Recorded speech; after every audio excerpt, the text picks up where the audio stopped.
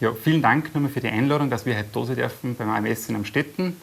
Herr Vetter, Sie haben uns ein paar ganz interessante Zahlen mitgebracht von Corona seit Anfang an und können Sie uns die ganz kurz berichten? Ja, gerne. Wie hat sich der Arbeitsmarkt entwickelt? Seit März, seit dem Lockdown, noch nie dagewesen. In Friedenszeiten so ein starker Anstieg der Arbeitslosenzahlen.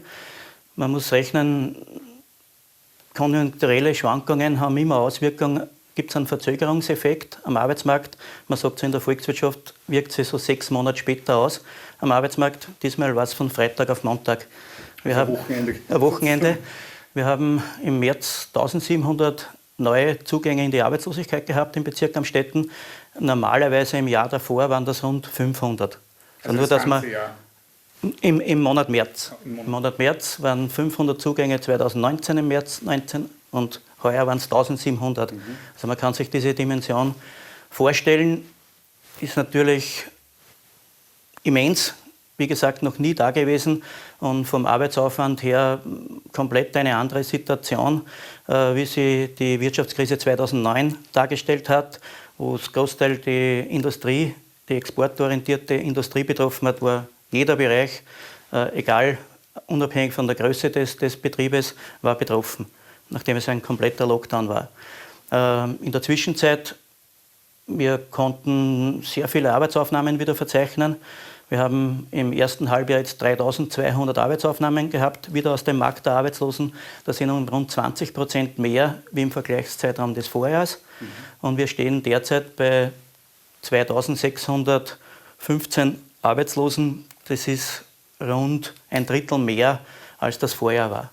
Im März haben wir uns verdoppelt und jetzt liegen wir so ein Drittel über den Vollbeschäftigungsstand des Vorjahres. Und wie ist die Tendenz? Ist die eher steigend oder fallend? Ja, die Tendenz ist derzeit über den Sommer, rechnen wir mit dem Drittel, dass wir so über dem Vorjahreswert bleiben. Aber für Herbst ist natürlich wieder mit steigender Arbeitslosigkeit zu rechnen, auch saisonbedingt natürlich durch den Baubereich. Ja, dass die Zahlen nicht noch mehr, der Höchststand war Ende März mit 3.600, über 3.600 Arbeitslose, ist natürlich der Kurzarbeit zu verdanken, dass hier sehr viele Leute in Beschäftigung geblieben sind, dass die Betriebe bereit waren, das Kurzarbeitsmodell, diese Covid-Kurzarbeit anzunehmen und die Leute wirklich nicht in die Arbeitslosigkeit geschickt haben, großteils. Und auch hier vielleicht ein paar Zahlen. So Kurzarbeit war die Möglichkeit rückwirkend mit März, ja, aber die Mehrheit der Betriebe hat mit 16. März, also mit Mitte März oder mit April begonnen mit der Kurzarbeit und so am Höchststand, so Mitte Juni, Anfang Mitte Juni, waren im Bezirk Amstetten rund 950 Betriebe in Kurzarbeit. Das hat betroffen fast 15.000 Arbeitnehmer. Und das kann man sich ausrechnen, wenn da nur ein Teil in die Arbeitslosigkeit, werden wir wahrscheinlich von den Arbeitslosenzahlen explodiert. Ja. Jetzt ist die Kurzarbeit auch rückgebaut. Viele Betriebe arbeiten wieder normal, unter Anführungszeichen. Natürlich nicht auf dem Stand von vorher, sondern derzeit, also mit Stand Freitag, haben wir rund 450 Betriebe in Kurzarbeit, also die Hälfte wie Mitte Juni, und es sind rund 9.000 Arbeitnehmer betroffen. Ja, danke mal für diesen ausführlichen Bericht, wie es jetzt war. Andreas, bitte kannst du ein bisschen die Stimmung, wie es jetzt aktuell draußen in der Wirtschaft, was da los ist, kannst du da bitte ein bisschen die Stimmung wiedergeben, was die Unternehmen so sagen? Anknüpfend an das, was schon gesagt worden ist, die Stimmung auch zu Beginn, das muss man schon auch im Hintergrund oder im Hinterkopf behalten. Mit März war es sehr emotional natürlich und auch die Befürchtung, wie geht die Sache weiter. Das war auch der Grund, warum, es ist schon erwähnt worden, auch Dienstverhältnisse aufgelöst worden sind und Freisetzungen passiert haben. Und auch die Zahlen der Kurzarbeit spiegeln das ja wider, weil es eine Unsicherheit war, wie sie Covid und auch diese Gefahr und dieses Risiko weiterentwickeln wird in den nächsten Wochen und den nächsten Monaten. Jetzt in der Rückschau betrachtet, haben viele Betriebe auch Gott sei Dank korrekt darauf reagiert und gesagt, gut, diese Vorsichtsmaßnahme der Kurzarbeit auch rechtzeitig wieder beendet. Und jetzt sind wir gerade in einer Phase, wo man sagen muss, in manchen Branchen Arbeit genug, auch die Vorausschau eher positiv alles im grünen Bereich. Wir blicken natürlich schon ein bisschen auch mit Sorge in Richtung Industrie. Wie geht dort die Geschichte weiter? Und das ist auch das Stimmungsbild, was wir aktuell in der Wirtschaft haben. Es ist eine Mischung von Zufriedenheit, hätte schlimmer sein können, bis hin sorgenvoller Blick in die Zukunft. Alle warten gespannt, wie sich der Herbst entwickelt, beziehungsweise auch dann der Jahreswechsel. Man sieht auch mit Sorge auf die internationale Entwicklung. Wir haben eine sehr starke Industriestruktur bei uns in der Region und die sind exportorientiert. Und da warten wir schon auch gespannt, wie hier auch die internationale Wirtschaftslage sich entwickelt. Und von dem hängt es natürlich stark ab. In der Rückschau wieder auch bewährt sich eine Zusammenarbeit der Sozialpartner, das muss man schon auch sagen, mit der Wirtschaftskammer, Arbeiterkammer und AMS, vor allem was Kurzarbeit anlangt.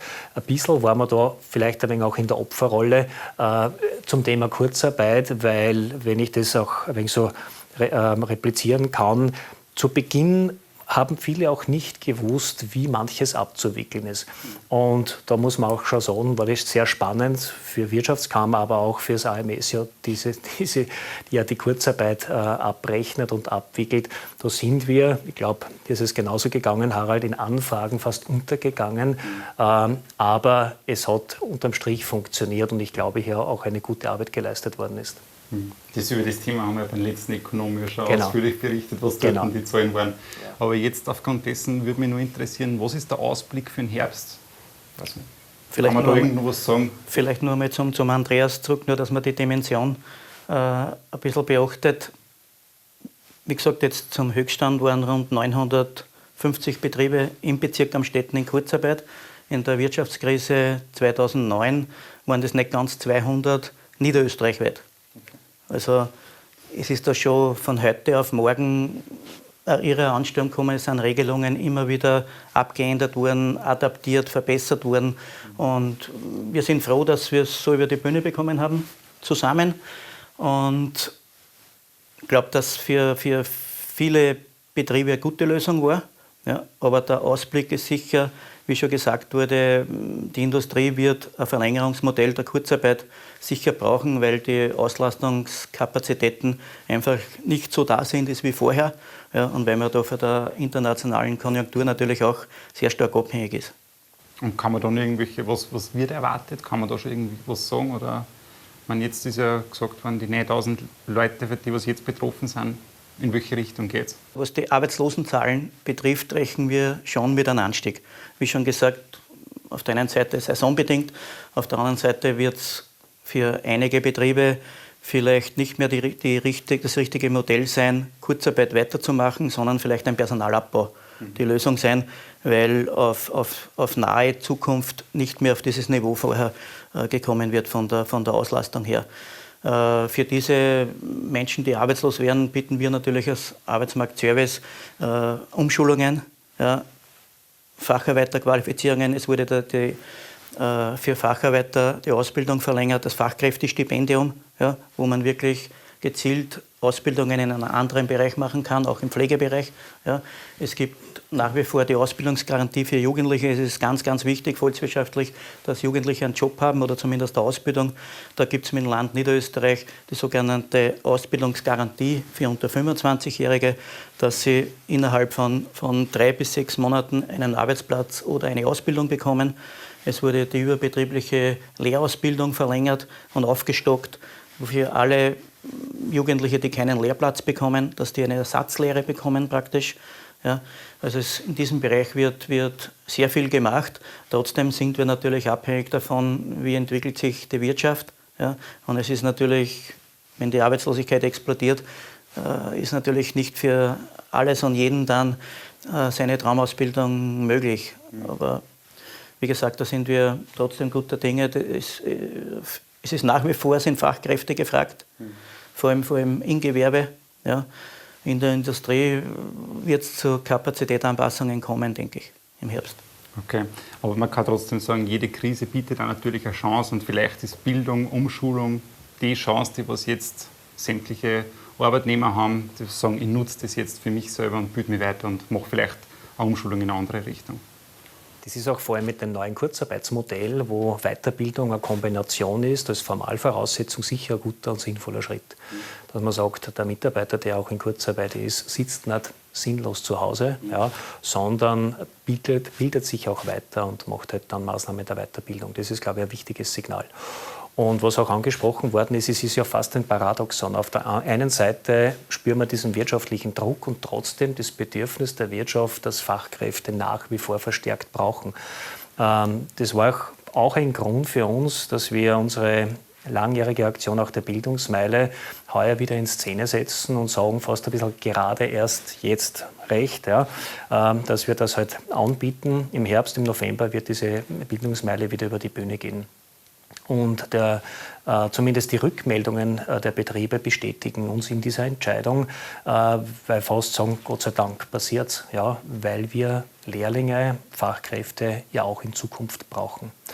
Und das ist jetzt ein bisschen, ja, fast ein wenig Slalom fahren und schauen, dass wir uns durch diese Situation durchmanövrieren. Zum einen, dass Arbeitslosenzahlen möglichst gering gehalten werden, Wirtschaft auch innovative Ideen entwickeln, dass halt ja auch in Zukunft es gute Standorte gibt bei uns im Bezirk, wo Arbeitsplätze angeboten werden können. Es ist eine sehr herausfordernde Zeit, ja. Schauen wir, was kommt im Herbst. Genau. Man sieht es auch vielleicht ein bisschen an die Zahlen, zum Beispiel im Bezirk Amstetten. Wir gehen da ein bisschen konträr zum übrigen Niederösterreich. Wir haben Ende Juli, suchen 107 Lehrbetriebe einen Lehrling und auf der Gegenseite haben wir 76 Lehrstellensuchende vorgemerkt. Also bei uns gibt es noch immer mehr Lehrstellenangebote wie Lehrstellensuchende. Ja, das ist einmal ein positives Zeichen. Die Verhandlungen zwischen den Sozialpartnern laufen noch wegen den neuen Kurzarbeits-, wegen dem Nachfolgemodell, das ab Oktober kommen soll. Das steht noch nicht im Detail. Da erwarten wir bis spätestens Mitte September halt jetzt dann die endgültige Regelung. Aber das Ziel soll schon sein, dass die Zeit auch genutzt wird für Qualifizierung. Da würde ich mir schon wünschen, dass die Qualifizierung nicht nur so als Pflicht gesehen wird, sondern wie schon gekommen ist, auch als Chance. Ich kann was machen und damit steige ich auch meinen Wert als Arbeitskraft. Ich denke, das ist ganz ein gutes Schlusswort. Ich sage vielen Dank für das Gespräch und den kurzen Einblick. Und ja, sind wir gespannt, was im Herbst kommt. Danke.